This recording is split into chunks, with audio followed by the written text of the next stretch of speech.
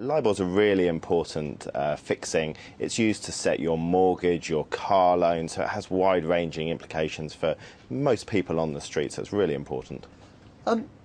You've traded LIBOR before. Were you surprised when the level of corruption, let's call it what it was recovered, it was sort of unveiled back in the summer, first with Barclays, now UBS, RBS shortly, and other banks the FSA is investigating? I think it's taken everyone by shock, especially the email trails that have come out, how active and how colluded it was. But let's remember, it was quite an antiquated market that hadn't really modernised at the pace that stock markets and currency markets had modernised. So it was open to this corruption and relied on bankers behaving as gentlemen, and this is obviously some people have stepped over that line. Had you any inkling when you were a trader that this kind of thing was going on the scale it was going on?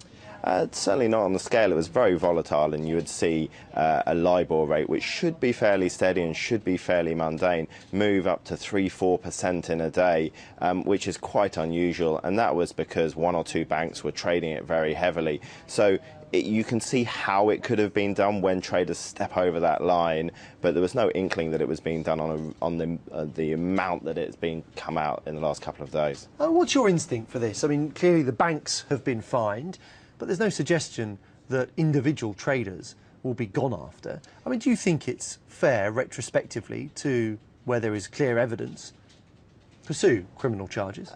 I think there's definitely a case for it. Some of the attitudes seem to be quite brazen by some of the traders at UBS and some of the brokers that they've colluded with, who seem to be very active in helping UBS traders manipulate these rates. So I wouldn't be surprised if it pushes on. I think there's certainly a case for the brokers that were trading with the banks to be looked at as the next stage.